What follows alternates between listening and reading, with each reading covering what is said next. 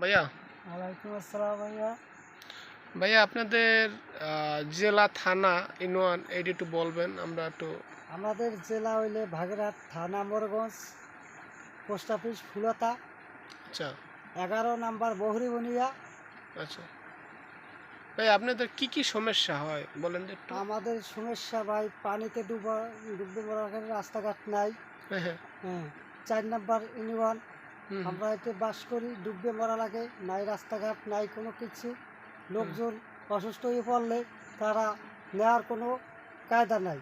হুম হ্যাঁ, কিন্তু এই মুহূর্তে একজন স্ট্রোক করিয়া মারা যাওয়ার পথ হয়ে গেছে। তাদের কোলে করিয়া কষ্ট করে বাজারে নিয়ে যাওয়া হচ্ছে, কিন্তু একটু লেট করলে সে মারা যেত। হুম হুম হুম হুম হুম, এটা বাস্তব কথাই। হ্যাঁ, হ্যাঁ, আমরা দুর্ভোগে আছি। দুর্ভোগে আছেন।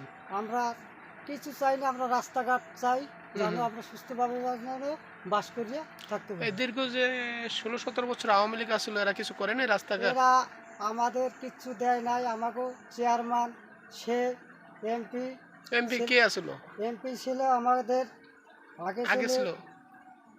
মুজাম্মেল ডাক্তার, হুম সে হুম। কিছু দিয়ে নাই।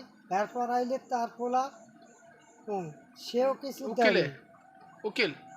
হ্যাঁ, এখন সোহাগ হয়েছে, আর সোহাগ করার আগে তো আওয়ামী লীগ নেই। নেই। হ্যাঁ, রাস্তাঘাটের দুর্নীতিতে আমরা না খাইয়ে অনাহারে আছি। আচ্ছা, এখন বিএমপি ধরেন, বিএমপি আর জামাত আছে, এদের কাছে আপনাদের কিছু চাওনা পাওনা আছে? এদের চাওনা আছে, তারা যদি আমাকে দয়া ধরে, হুম যদি রাস্তাঘাট দেখে যদি দিতে পারে, হুম হ্যাঁ, তা আমরা খুশি হইতে পারতাম। হুম।